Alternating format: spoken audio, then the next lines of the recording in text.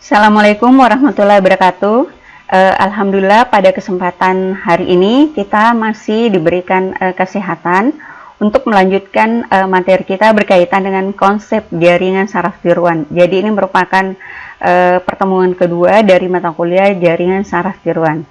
Nah, baik, sebelum kita membahas mengenai jaringan saraf tiruan, sebelumnya kita membahas dulu mengenai jaringan saraf biologis, karena sebetulnya jaringan saraf biologis itu merupakan sesuatu yang ditiru oleh sistem jaringan saraf tiruan. Kalau kita berbicara jaringan saraf tiruan, berarti reference atau rujukannya adalah jaringan saraf biologis. Bagaimana pada jaringan saraf biologis? Nah, di sini yang pertama kita lihat bahwa sebenarnya manusia memiliki panca indera. Ya, kita tahu panca indera manusia dilengkapi oleh tangan, mata, penciuman, perabaan, ya, pendengaran.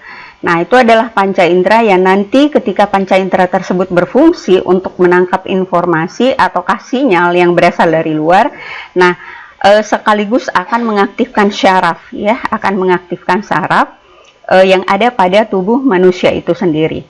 Nah, kemudian jumlah saraf ini, ya, jumlah saraf ya pada otak manusia itu sangat banyak. Nah, sangat banyak karena antara yang satu dengan yang lainnya itu memang saling berkoordinasi satu sama lain untuk membangun sebuah informasi, sehingga nanti informasi inilah yang akan mengaktifkan aktivitas tubuh kita untuk bergerak atau beraktivitas sesuai dengan instruksi dari saraf pusat manusia, yaitu otak dalam hal ini. Ya. Nah, kemudian kita lihat di sini visualisasi dari jaringan saraf secara biologis, ya. Nah, kita tahu bahwa manusia memiliki banyak sekali jaringan saraf. Nah, kemudian di sini ini adalah salah satu neuron biologis manusia yang terdiri atas dendrit. Nah, dendrit ini merupakan jaringan saraf, ya, yang menangkap impuls-impuls atau sinyal-sinyal, ya, yang berasal dari tubuh. Nah, kemudian sinyal tersebut ini diteruskan kepada yang namanya badan sel atau soma, yang di dalam badan sel ini sendiri terdapat inti atau nukleus, ya. Nah, inti inilah yang nantinya berfungsi untuk mengolah informasi. Nah, mengolah informasi, selanjutnya informasi yang sudah diolah tersebut itu diteruskan lagi ke saraf yang lain, ya, melalui akson. Jadi akson ini adalah jembatan yang kemudian meneruskan informasi dari satu saraf ke saraf yang lainnya. Nah, kemudian di sini ada sinapsis. Sinapsis ini merupakan pertemuan antar dendrit, ya, dipertemukan oleh sinapsis. Nah, ini merupakan analogi atau sel saraf biologis yang selanjutnya diadaptasi pada jaringan saraf tiruan, ya. Nah, kalau diidentikan, ya, dibandingkan antara jaringan saraf tiruan dengan jaringan saraf biologis, nah, di sini kita akan melihat, ya, bahwa pada jaringan saraf biologis itu terdapat badan sel, dendrit, akson, dan sinapsis. Maka pada jaringan saraf tiruan itu juga terdapat node atau input, kemudian dendrit input sebagai input, kemudian output juga ada dengan bobot.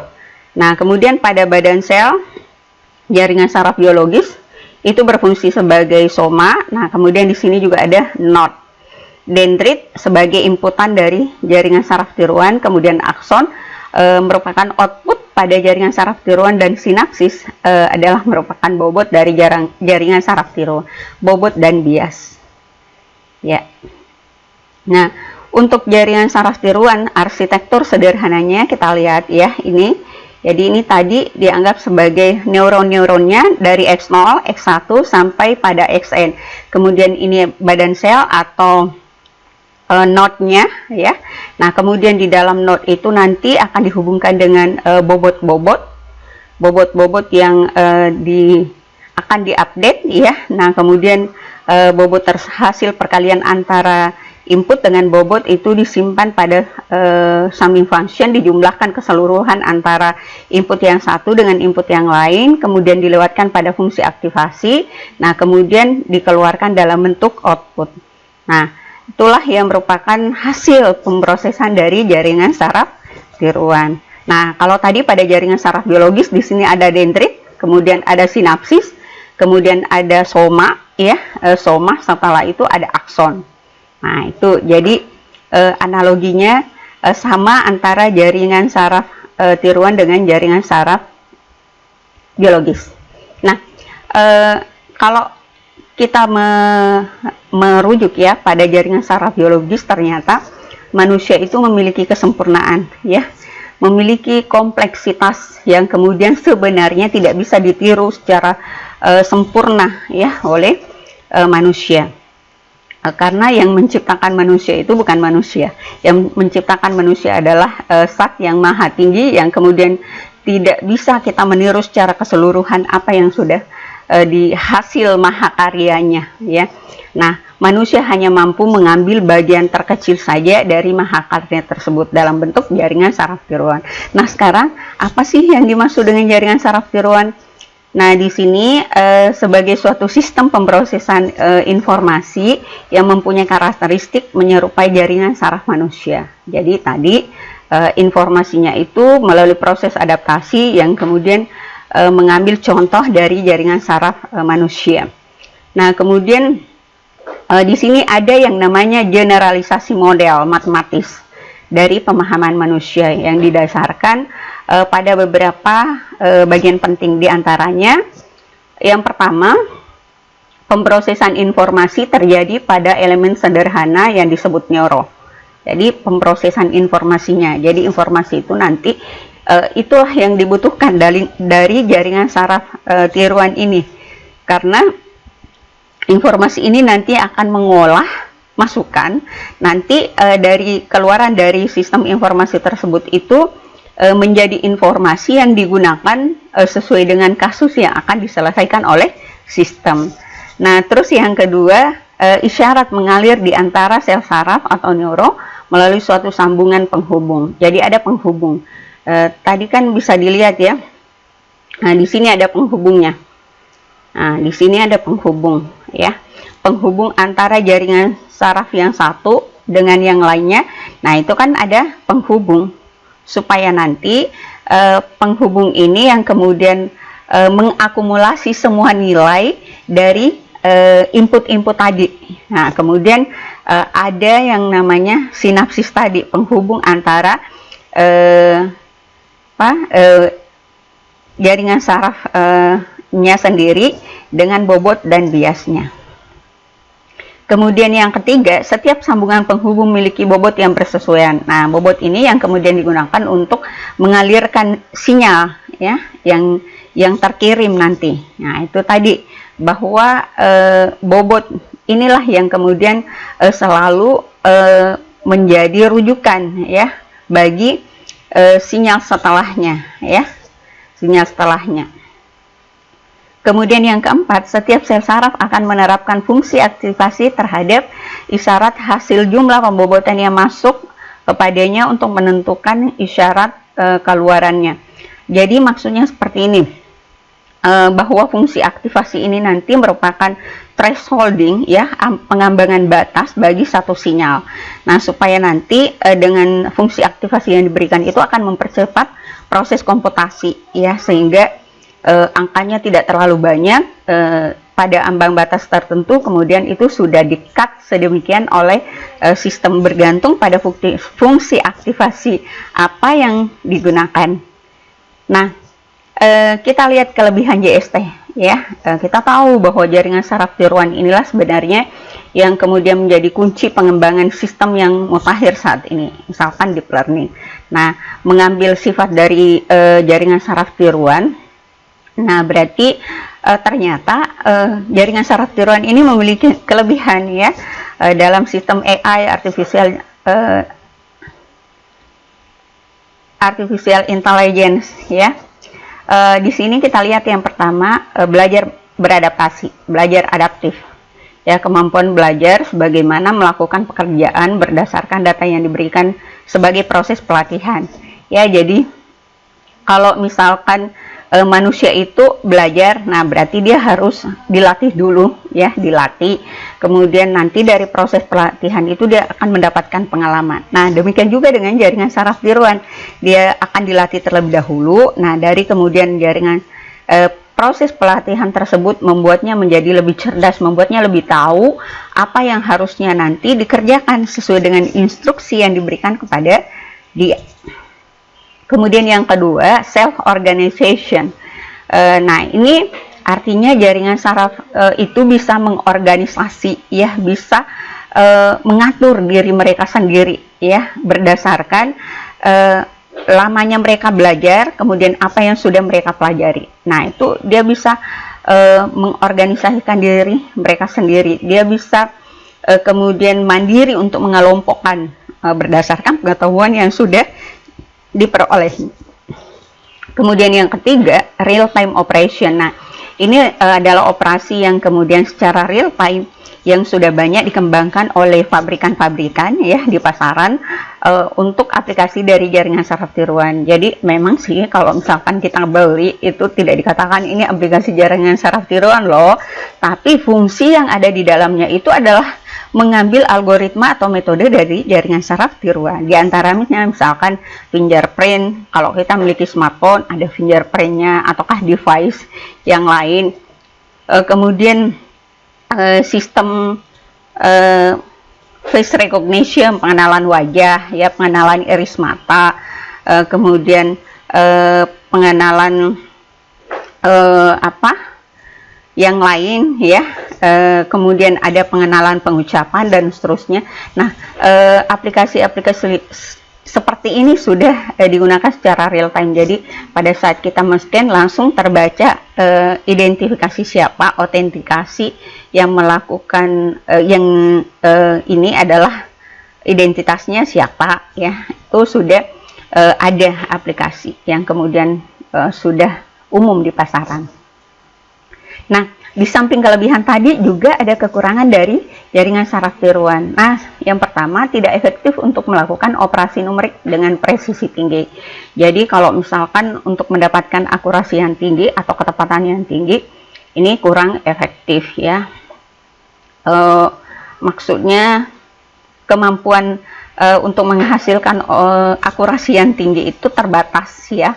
Nah, terus yang kedua, tidak efisien jika digunakan untuk melakukan operasi algoritma aritmatik, operasi logika, dan simbolis. Nah, ini kurang efisien karena sebenarnya dia agak ribet perhitungannya, ya. Ini melalui beberapa kali iterasi, kemudian dari setiap iterasi itu ada beberapa perhitungan antara masukan dengan bobot, dengan bias, kemudian ada lagi pengupdatean bobot dengan bias, ya. Ada pengupdateannya sehingga itu membutuhkan waktu yang lama, masa komputasi yang tinggi. Nah, sehingga kurang efisien. Istilahnya kalau ada jalan yang cepat, kenapa enggak? Kenapa kita harus berliku-liku jalannya, ya? Jadi kalau jaringan saraf tiruan itu berliku-liku.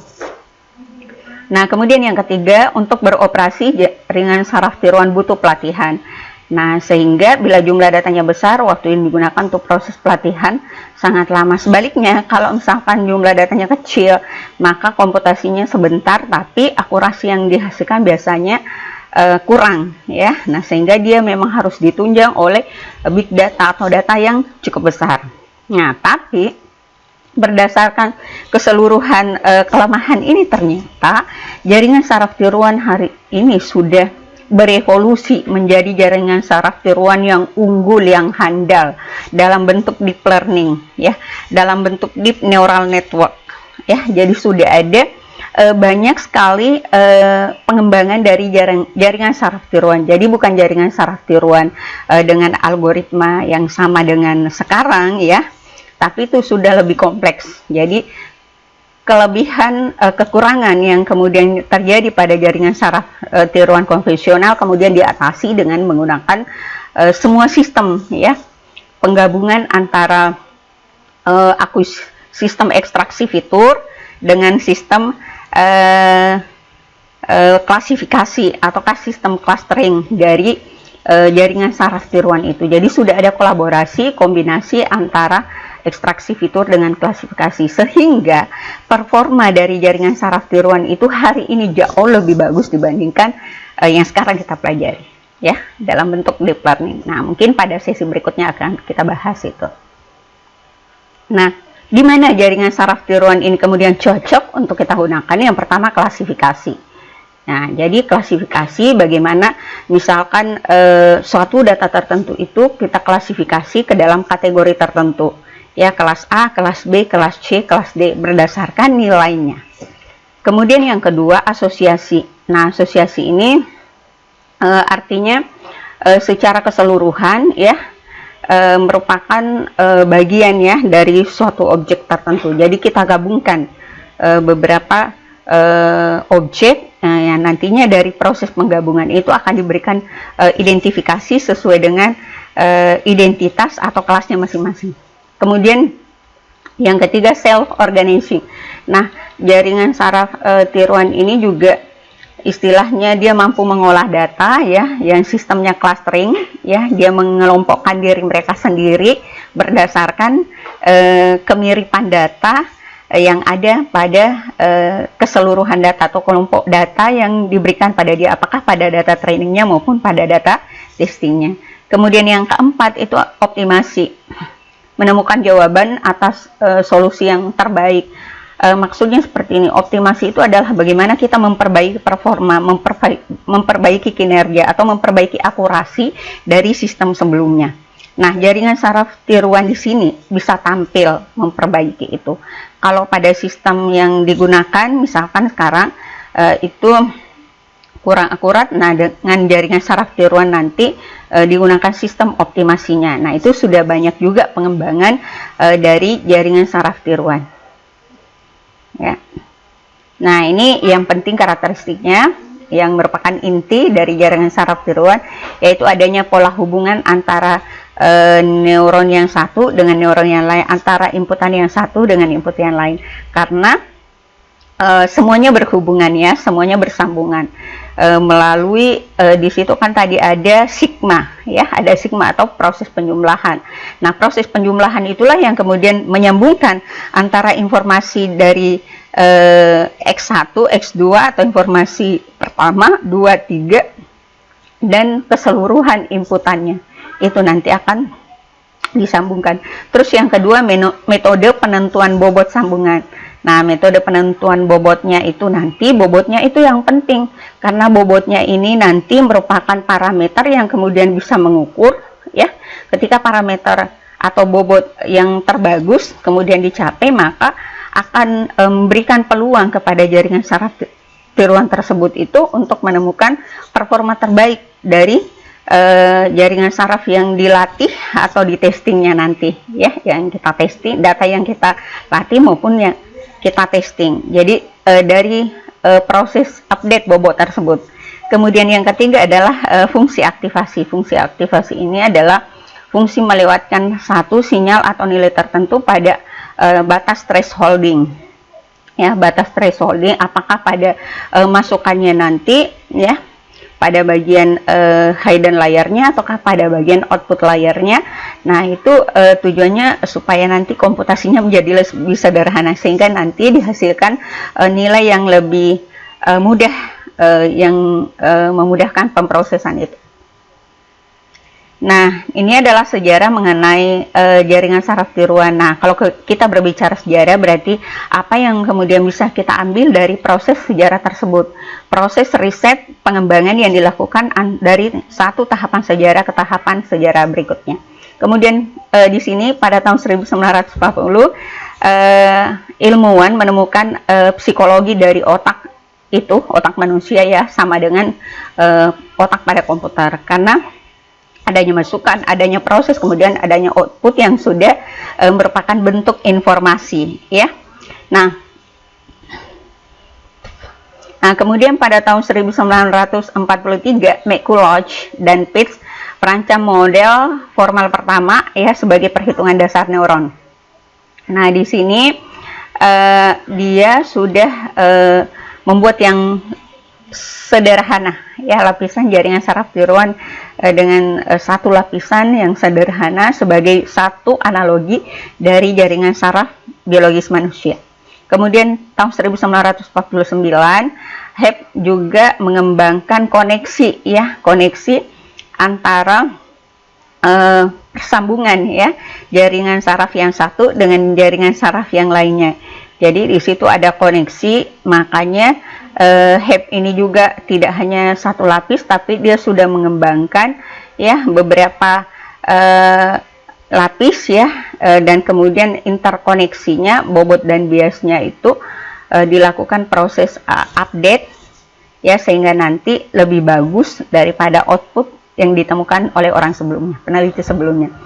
Tahun 1958 Rosaba mengembangkan perseptron. Nah, perseptron itu merupakan multilayer ya, multilayer yang sudah lebih bagus lagi dari tahapan sebelumnya. Kemudian tahun 1975, sekitar belasan tahun ya, Little dan Shaw jaringan saraf tiruan digabungkan dengan model probabilistik.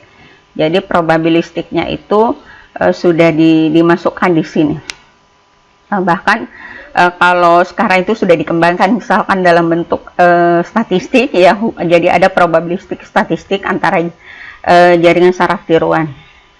Kemudian tahun 1982 Hopfield mengembangkan JS recurrent yang digunakan untuk menyimpan informasi dan optimasi. Jadi recurrent yang pada umumnya digunakan untuk data time series ya, data yang disampel secara terus-menerus berdasarkan satuan waktu. Misalkan untuk mendeteksi bencana ya, bencana itu kan harus ada pada BMG itu sampel secara terus-menerus ya, pada di laut kah, atau kan misalkan di titik-titik yang memang sumber bencana itu misalkan gunung meletus. Nah, itu perlu diketahui bagaimana sampel pengambilan getaran setiap waktunya.